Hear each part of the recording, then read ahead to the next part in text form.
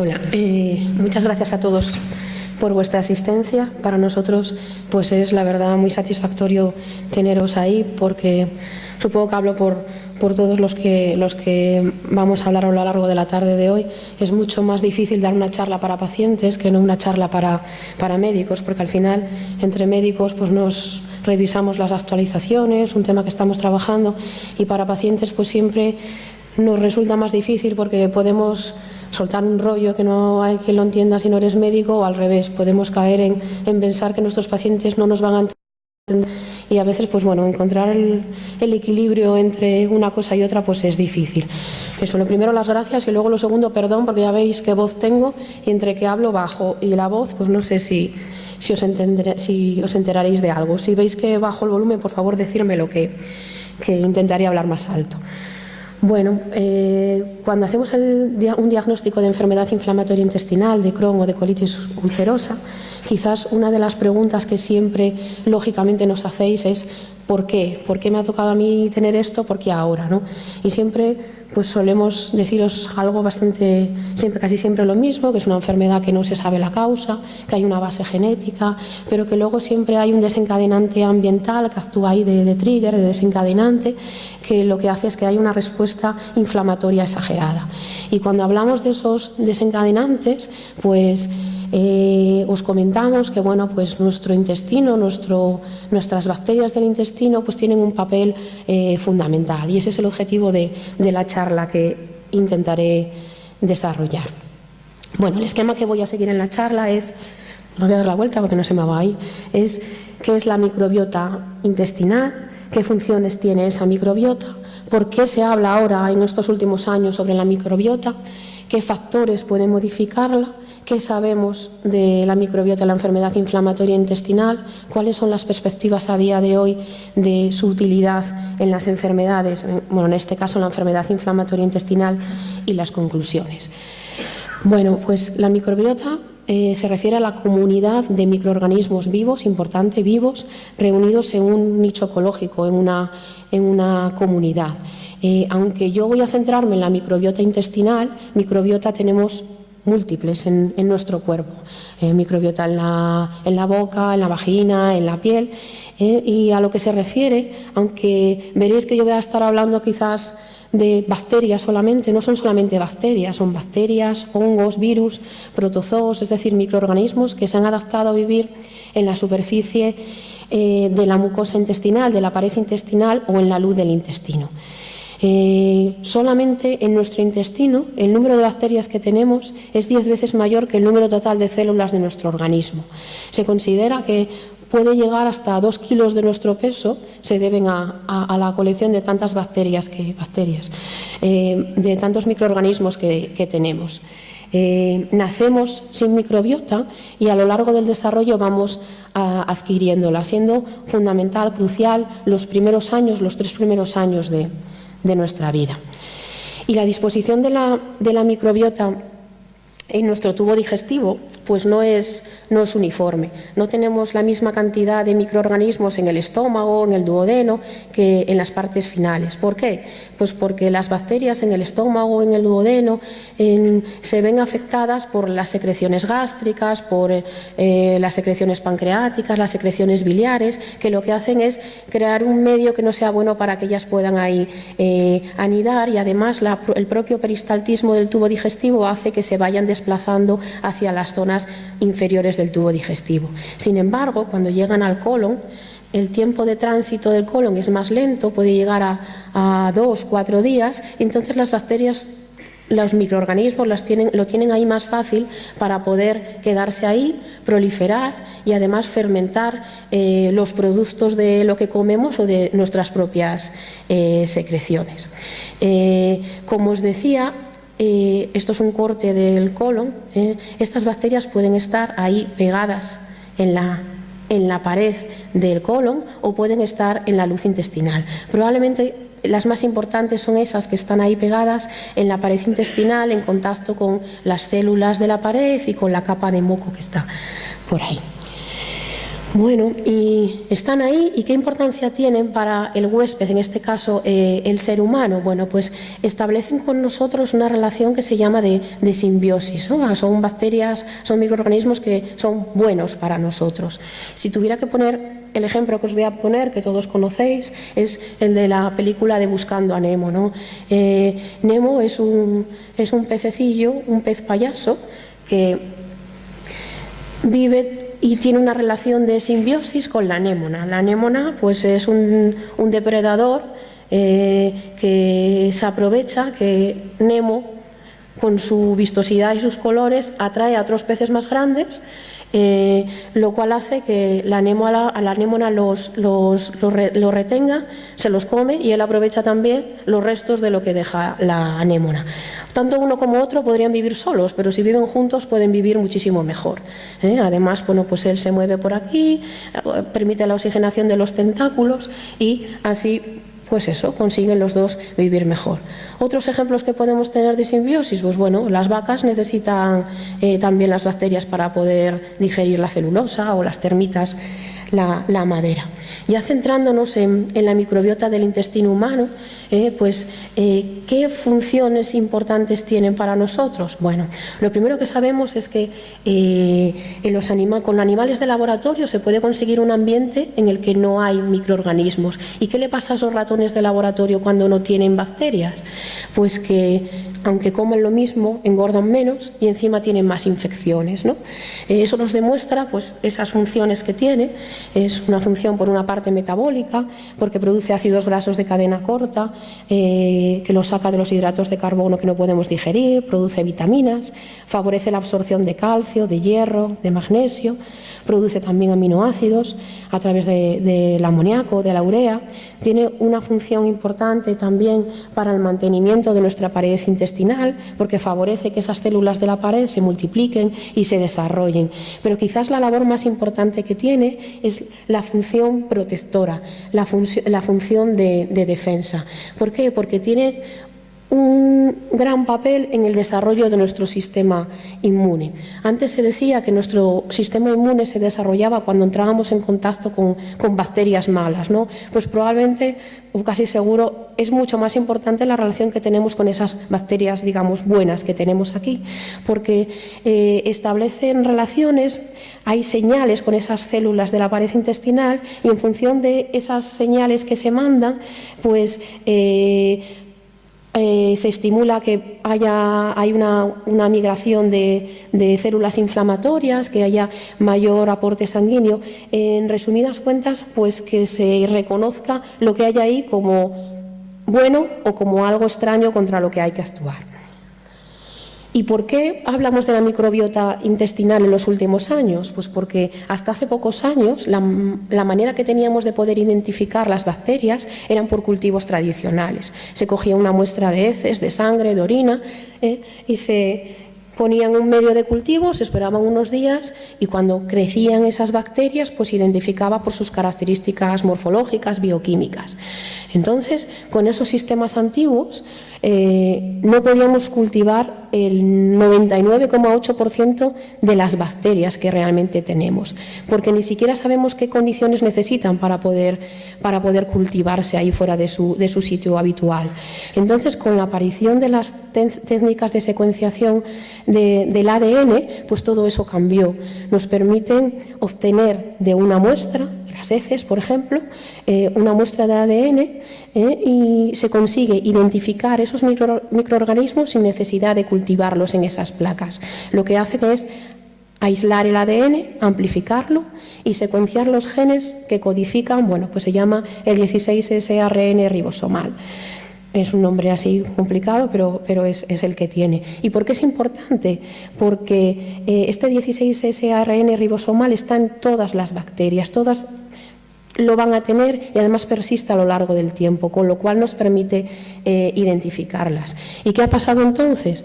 Pues que hemos pasado de identificar pocas bacterias, veis el pico de número de bacterias que se consiguen identificar. Bueno, pues todas esas bacterias, insisto, aunque no son bacterias, son virus y otras cosas, hay que clasificarlas y se le dan nombres que son complejos de género, de especie, y no voy a entrar en eso, pero sí, bueno, comentaros que los 4 tipos más frecuentes en una persona sana son, bueno, los bacteroidetes, los firmicutes, las actinobacterias y las proteobacterias. Y las vamos adquiriendo desde que nacemos hasta aproximadamente, se va estableciendo ya hasta los 3 años de vida.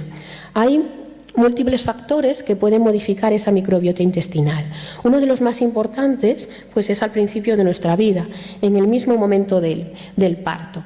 Lo que os había dicho de que nacemos sin bacterias no es del todo cierto, porque sí es que se han aislado en líquido amniótico o en la placenta, pero realmente es cuando entramos en mayor contacto con las bacterias. Nuestro, digamos, primer mayor contacto es en el momento del parto, que entramos en contacto con las bacterias del canal del parto de nuestra madre. De esas bacterias buenas, pues las adquiere el niño ya en ese momento. Por eso es importante el parto vaginal para entrar en contacto, igual que la lactancia materna. Es otra forma de entrar en contacto con esas bacterias. Los factores genéticos pueden también influir, sin embargo, sí que hay estudios recientes en los cuales se ve que si se analiza la microbiota de gente de diferentes razas, pero que viven en el mismo sitio, con las mismas costumbres y comen parecido y hacen más o menos lo mismo, pues esa microbiota pues es muy parecida. Concretamente, pues hace poco se publicó un estudio en Israel con judíos de diferentes orígenes, pero que todos vivían en el mismo sitio y hacían lo mismo, y tenían una microbiota parecida, y sin embargo familiares de ellos que ya no vivían ahí, la microbiota pues sí que tenía grandes diferencias. Evidentemente puede haber una respuesta inmune del individuo que puede condicionar el tipo de microbiota que tengamos, y la dieta. La dieta es un factor fundamental. Yo no soy nutricionista ni voy a dar consejos dietéticos, pero sí que os puedo decir que hay múltiples estudios que han analizado pues cómo es la composición de la microbiota en función de lo que comamos. Y hay algunos que dicen pues que la microbiota de los que son vegetarianos o veganos pues es muy diferente a la que tienen los que son carnívoros, ¿no? O hay otros estudios que dicen que no es muy diferente, pero que sí que los productos que producen esas bacterias sí que son diferentes. También sabemos que si hacemos cambios radicales de dieta y de repente pues eso, nos hacemos veganos, pues nuestra microbiota va a cambiar. Pero ojo, las cosas no son tan sencillas, y también se sabe que esos cambios en la microbiota van a estar condicionados por el tipo de dieta que hacíamos. O sea, si hacíamos una dieta muy mala, por mucho que la cambiemos, cuesta más que volver a una microbiota más normal. Lógicamente, los antibióticos que se usan para las infecciones pues pueden modificar esa microbiota intestinal, pero sobre todo en ese periodo de la infancia. En los adultos, cuando tomamos antibióticos, la microbiota cambia, pero de una manera temporal, luego se recupera con el tiempo. Otros fármacos también pueden influir, pues por decir alguno que todos conocéis y que al pobre últimamente le cae todo, el omeprazol, los inhibidores de la bomba de protones. Las infecciones gastrointestinales, por supuesto, cae de cajón, que pueden modificar la composición de esta microbiota, y esas bacterias malas pues competir con esas buenas que realmente nos están ayudando. El ritmo circadiano, el tabaco. El tabaco, sabéis que insistimos mucho con el tabaco en la enfermedad de Crohn, porque sabemos que los pacientes que fuman en el Crohn van peor, o que a veces diagnosticamos la colitis ulcerosa en pacientes que justo acaban de dejar de fumar. Pues lo que sí se ha visto también es que pacientes que fumaban y que dejan de fumar, si analizamos la microbiota antes de dejar de fumar y semanas después, pues sí que cambia, y sin embargo eso no pasa en otros pacientes que siguen fumando, analizados en ese mismo periodo de tiempo, o que ya no fumaban y se siguieron durante este tiempo. Bueno, pues como os decía, uno de los momentos más importantes para desarrollar o para consolidar esa microbiota intestinal es el momento del nacimiento.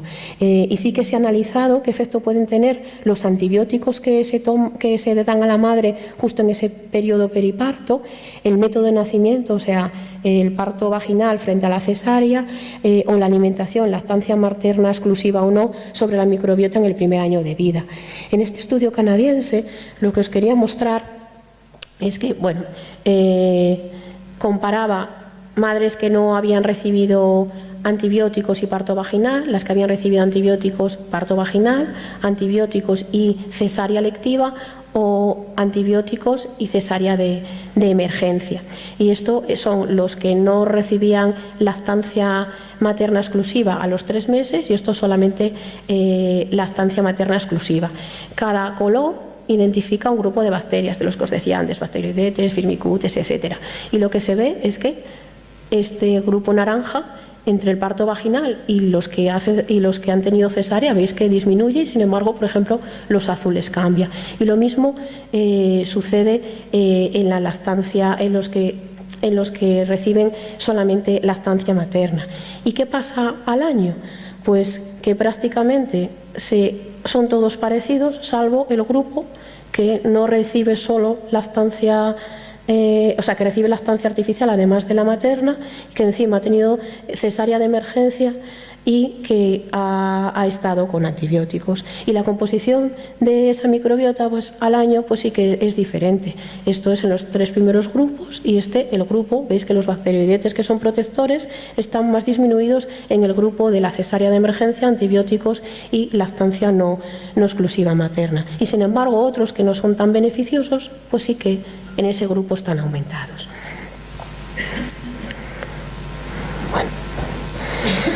Bueno, ¿y qué más evidencia tenemos de diferencia de microbiota entre niños? Bueno, pues aquí os quería enseñar qué diferencias hay entre niños de África y los niños del mundo occidental. Este estudio fue hecho hace 7 años y 8 años ya, y lo que se comparaba era la microbiota de los niños de una zona de Burkina Faso, que como podéis ver pues tenían una dieta fundamentalmente de productos agrícolas y que vivían en estas condiciones en una aldea donde sus condiciones sociosanitarias pues son muy diferentes a las que tenemos en nuestro medio. Y lo comparaban con niños de la zona de Florencia, en Italia, que pues su alimentación es completamente diferente y que vivían pues en un medio sociosanitario pues evidentemente igual que el nuestro y muy diferente al de estos niños. Se trataba de niños entre 1 y 6 años y os resumo aquí un poco qué tipo de dieta tenían cada uno. Los de Burkina Faso comían pocas grasas y proteínas animales, comían mucha fibra, eran fundamentalmente vegetarianos, pero no exclusivamente vegetarianos, tomaban muchos cereales y legumbres, y de carne, pollo, era lo único de lo que disponían, y habían tenido lactancia al menos en los 2 primeros años de vida. Por contra, los italianos tienen una dieta alta en grasa y en proteínas animales, baja en fibra y con alto contenido de azúcares, y además habían recibido lactancia materna durante menos tiempo. ¿Y qué se vio en la microbiota? Bueno, pues no quiero entrar en detalles de tipos de bacterias, pero bueno, cada color en los roscos estos se refiere a un tipo de bacterias. Los niños africanos, ¿qué son estos? Hay unas bacterias verdes que aquí ni aparecen. Las rojas, naranjas y todo esto, bueno, aquí están en menor proporción. ¿Y qué bacterias son estas de color verde que aquí no aparecen? Pues bueno, pues son un género, Prebotella y Silanibacter, que son capaces de hidrolizar la celulosa, es decir, de digerir, digamos, la fibra. ¿Qué consiguen con esto? Pues que con estas bacterias estos niños consiguen sacar la máxima energía de lo que comen, que es fundamentalmente fibra. Y los autores postulan que probablemente también les puedan proteger de ciertas enfermedades colónicas no infecciosas.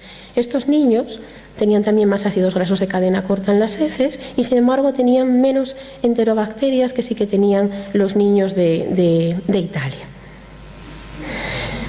Este autor, el año pasado, fue todavía aún más lejos y dijo, bueno, voy a comparar no solamente los niños africanos, sino diferentes niños africanos con los europeos. Hizo 4 grupos. Estos son los parecidos a los del primer estudio, o sea, los niños de una aldea.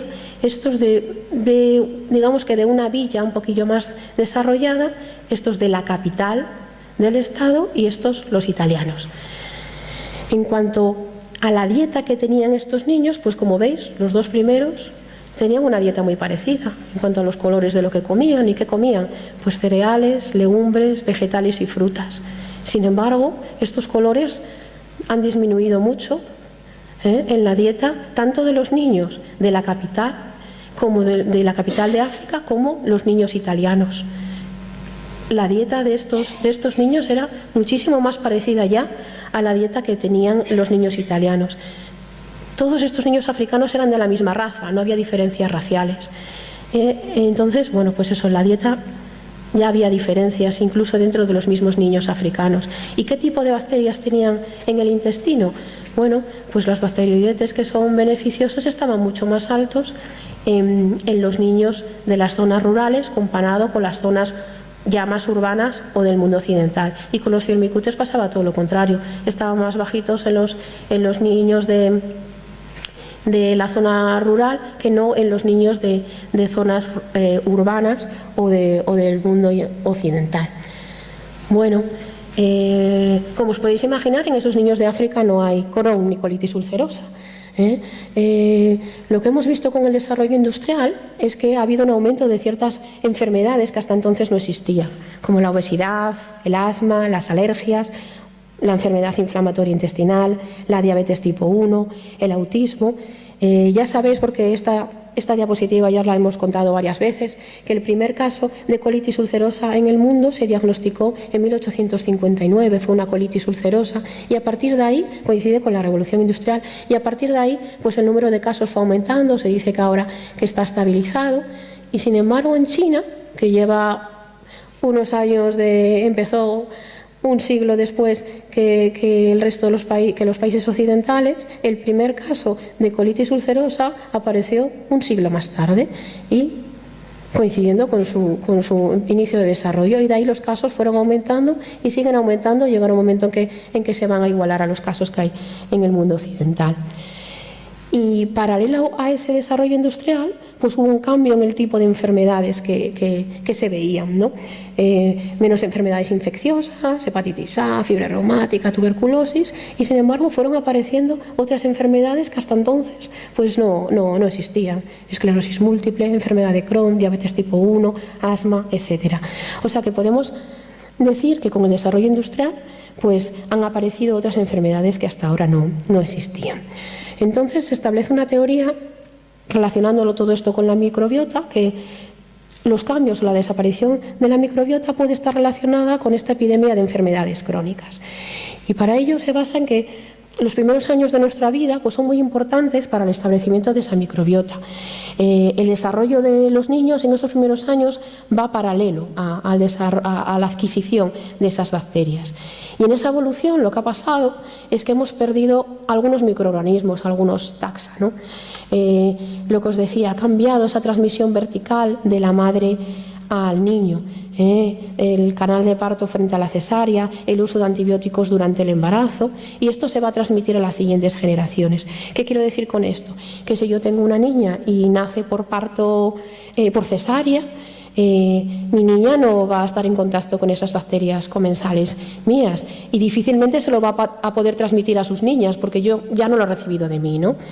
Antes había también más transmisión horizontal de bacterias. La higiene, por supuesto, que ha sido buenísima, y no vamos a volver atrás en esos temas, y vamos a volver a 200 años para atrás, pero cuando estábamos más en contacto con aguas con contenido fecal, estábamos en contacto con bacterias malas y, por supuesto, también con bacterias buenas. Y bueno, pues durante los primeros años de nuestra vida pues tenemos más amenazas a esa microbiota, los antibióticos, la lactancia artificial, con lo cual esa pérdida de microbiota en una generación se va a transmitir a las generaciones sucesivas. Antes se hablaba de la teoría de la higiene, ¿no? Quizás ahora hablamos más de la teoría de los viejos amigos, ¿eh? ¿Qué quiere decir eso? Bueno, pues no sé si lo veréis desde ahí arriba. Antes, en el pasado, lo que os comentaba, había una transmisión vertical de la microbiota ya de nuestra madre, incluso mayor transmisión horizontal de la familia y la gente con la que teníamos contacto, y teníamos una microbiota, unas bacterias en nuestro intestino que eran muy variadas, ¿eh? Había muchas bacterias diferentes y buenas que interaccionaban con nuestro epitelio y con nuestro sistema inmune y ayudaba al desarrollo de esa inmunidad innata y adaptativa, con lo cual se maduraba esa respuesta inmune. ¿Y qué ha pasado en los últimos años, en el último siglo? Bueno, pues que eso ha cambiado, lo que os comentaba, la transmisión vertical y horizontal ha disminuido y la variedad de nuestras bacterias en el intestino es mucho menor. Es lo que decía eso, la pérdida de esos viejos amigos. Y eso altera esa maduración del sistema inmune, disminuye la tolerancia y aumenta la reactividad del sistema inmune, con lo cual se cree que es la causa o que puede estar relacionado con esa incidencia aumentada de enfermedades autoinmunes o enfermedades autoinflamatorias, como podríamos decir que es el Crohn o la colitis ulcerosa. Bueno, pues ya Hipócrates hace mucho tiempo ya decía que las enfermedades empiezan en el intestino. Hipócrates no conocía la microbiota, pero no iba muy desencaminado. Y en los últimos años, pues habréis visto que se ha relacionado esos cambios en la microbiota con enfermedades a múltiples niveles, no solo a nivel del tubo digestivo, enfermedades respiratorias, arteriosclerosis, infecciosas, obesidad y trastornos metabólicos, esto se le da cada vez más importancia, psiquiátricas, neurológicas y, por supuesto, digestivas. Se ha relacionado pues con el autismo, con el Parkinson, por poneros ejemplos, con enfermedades hepáticas, con la obesidad, con las infecciones. Evidentemente no podemos decir que la microbiota causa el VIH, pero sí que la respuesta a los fármacos, a la evolución, puede estar condicionada por el tipo de microbiota que tenemos. Arteriosclerosis, diabetes y múltiples enfermedades digestivas, por supuesto el Crohn y la colitis ulcerosa. Bueno, pues nos vamos a centrar ahora en qué conocemos de la microbiota intestinal en la enfermedad inflamatoria. Bueno, lo que os quería comentar, 4 cosas, es que sabemos que esa microbiota intestinal está alterada. Como os decía antes, existe menos variedad de bacterias y existe una alteración en el porcentaje de esas bacterias. Vemos que ciertas bacterias pueden potenciar la enfermedad, pues, por no decir los nombres, pero el E. coli adherente, las fusobacterias, y otras bacterias que parecen protectoras, que se asocian a situaciones de estado de salud bueno, pues están disminuidas en la enfermedad inflamatoria intestinal, concretamente en el Crohn, como es el Fecalibacterium pneumoniae. Bueno, ¿qué más cosas sabemos de las bacterias intestinales en la enfermedad inflamatoria? Que a veces bacterias patógenas, yo no estoy hablando de las buenas, sino de las malas, pues pueden desencadenar un brote de la enfermedad inflamatoria después de una salmonela, un campylobacter, y que haya una mayor incidencia de Clostridium difficile en pacientes con enfermedad inflamatoria. Sabemos entonces que hay diferencias en la microbiota de personas sanas y en personas con diferentes enfermedades, no solamente enfermedad inflamatoria intestinal, pero necesitamos conocer aún más, no solamente la composición de la microbiota, sino cómo funciona, cómo interacciona con nuestro organismo. Es más, no sabemos qué fue primero, el huevo o la gallina, si esas modificaciones en la microbiota intestinal, en la enfermedad inflamatoria, son la causa de la enfermedad o son consecuencia de la propia enfermedad. Cada vez hay más estudios sobre la microbiota. Este está publicado el año pasado en el GAT, que es una de las mejores revistas nuestras, del grupo de Vallebrón, y bueno, ellos lo que vieron es que la composición de esas bacterias en pacientes con enfermedad de Crohn era diferente a sujetos sanos. Esto en la enfermedad de Crohn, la colitis ulcerosa, intestino irritable, la anorexia.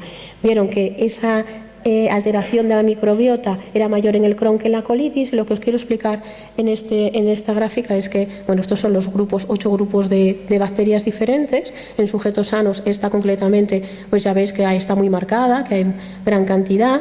En la colitis ulcerosa también bastante, en el intestino irritable y en la anorexia. Sin embargo, en el Crohn está más clarito, hay menos. Y lo mismo sucede para estas 6 primeras. Hay mucha menos de estos grupos que en la enfermedad de Crohn que en los otros pacientes. Y sin embargo, estas 2 últimas sí que hay más que en los otros grupos. Lo cual, bueno, pues quizás nos pueda ayudar el conocimiento de esa microbiota para el diagnóstico inicial, para diferenciar un Crohn de, por ejemplo, un intestino irritable o para orientar tratamientos.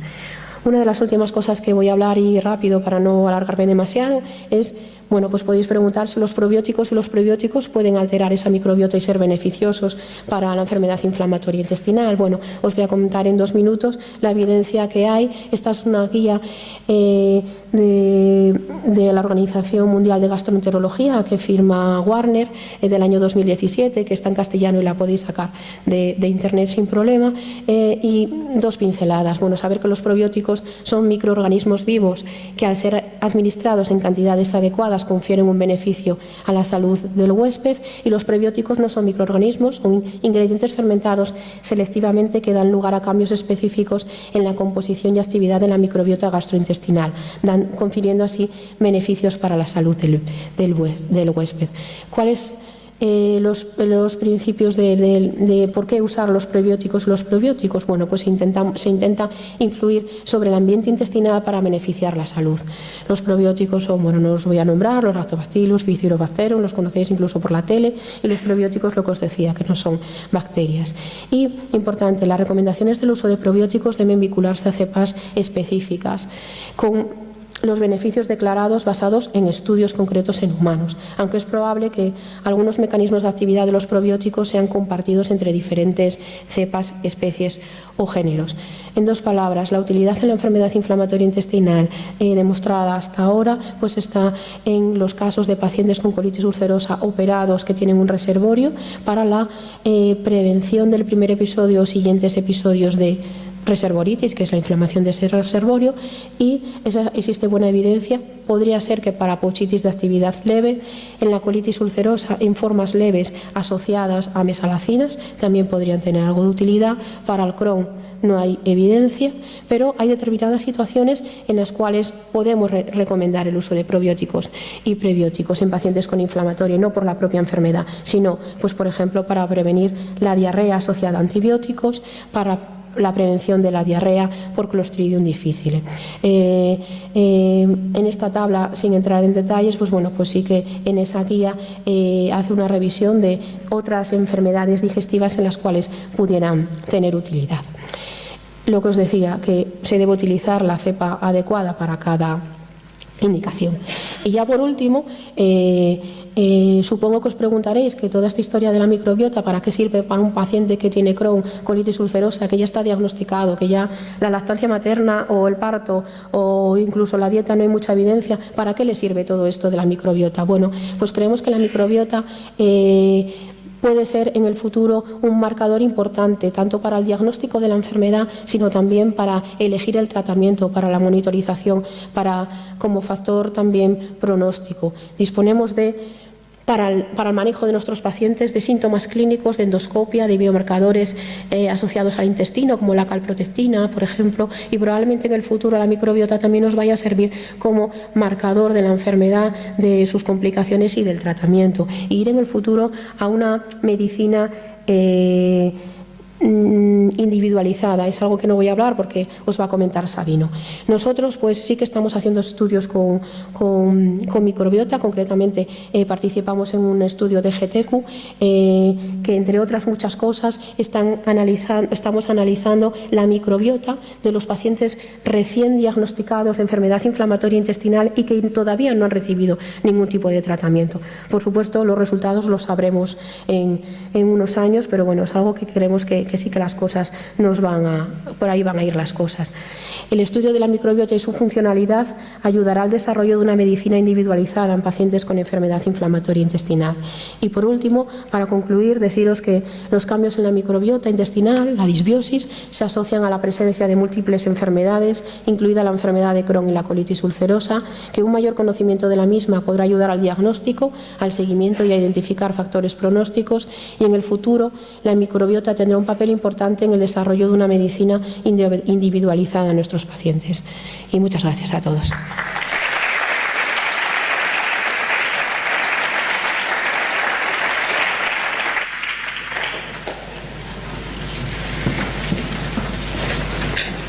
Una pregunta, seguro que alguna surge, ¿no?, con este tema tan candente.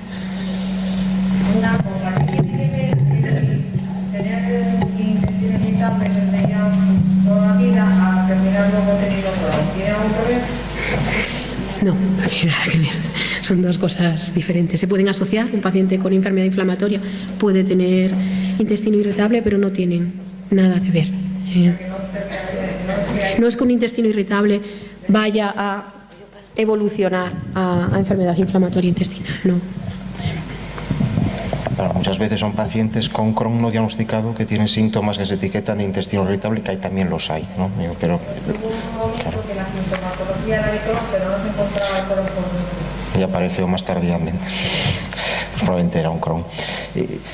¿Por qué, si los que estamos aquí somos blancos, caucasianos, tenemos genes muy parecidos, por qué somos todos de una edad, en un margen ahí de 20-30 años, todos hemos nacido por cesárea o parto vaginal, a nuestras madres las han puesto antibióticos y nuestras madres unas han dado lactancia, otros no? ¿Por qué todos compramos en los mismos supermercados y comemos lo mismo? ¿Por qué unos, has comentado que realmente todo eso influye sobre todo en los primeros años de vida, ¿no?, a nivel de desarrollo de esa microbiota? ¿Por qué una enfermedad inflamatoria intestinal debuta a los 10 años, otra a los 70 años? ¿Por qué en unos sí y en otros no? Si todos tenemos y compartimos la misma vida occidental, ¿no?, que parece que es el factor de riesgo. Pues ojalá lo supiéramos. Si tú sabes contestar esa pregunta, yo creo que es algo que nos hemos preguntado todos y que confiamos en que cuanto más sepamos de la enfermedad podamos saber exactamente lo que os decía antes, cuál es ese desencadenante y por qué ese desencadenante a esta persona le produce un Crohn y a esta persona no, si hacen exactamente lo mismo y tienen una carga genética parecida. Lo que os decía, ¿no?, lo de los niños. Si todos somos de la misma raza, vivimos en el mismo ambiente, ¿por qué a unos sí y a otros no? Y eso es precisamente lo que tenemos que estudiar en el futuro.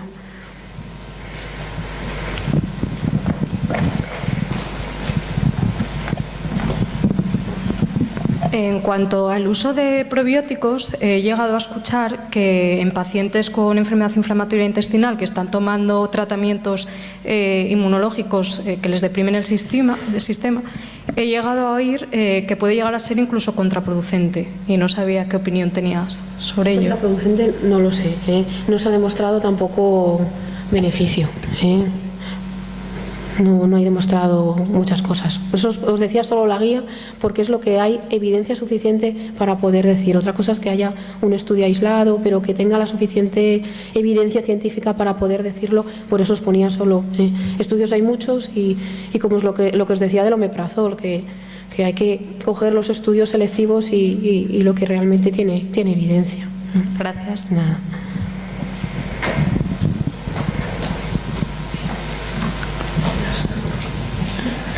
Perdón, en caso de colitis ulcerosa, aparentemente los estudios pues muestran que los probióticos pueden tener un efecto favorable. ¿Hay alguna referencia, algún estudio de referencia de cara a ver qué tipo de probióticos o con qué frecuencia podrían ser beneficiosos? Los estudios en colitis ulcerosa están hechos con un tipo de probiótico particular, sobre todo los de la reservoritis, y es el único que a día de hoy es el que tiene evidencia. Es lo que os decía, que no es todos para todos, sino que sí que hay que escoger el que realmente hay evidencia. Sobre todo en las reservoritis, en las pouchitis, hay uno que es el que tiene evidencia. Y es el que recomendamos. Mi pregunta es, entonces la población en general, igual que nosotros, o sea, utilizaríamos los probióticos y prebióticos combinados de la misma manera ante un proceso infeccioso con antibióticos, estaría, bueno, sería beneficioso hacer uso de ellos. Antes de, o sea, a la vez que tratamiento antibiótico sí que recomendamos el uso de probióticos, sí que lo recomendamos. Hombre, especialmente en pacientes si ya tienen experiencia previa de que los antibióticos les daban diarrea, sobre todo, pero de manera general sí que solemos recomendarlo. Probablemente en práctica clínica yo creo que es la única indicación, ¿no?, en la que lo usamos. Gracias.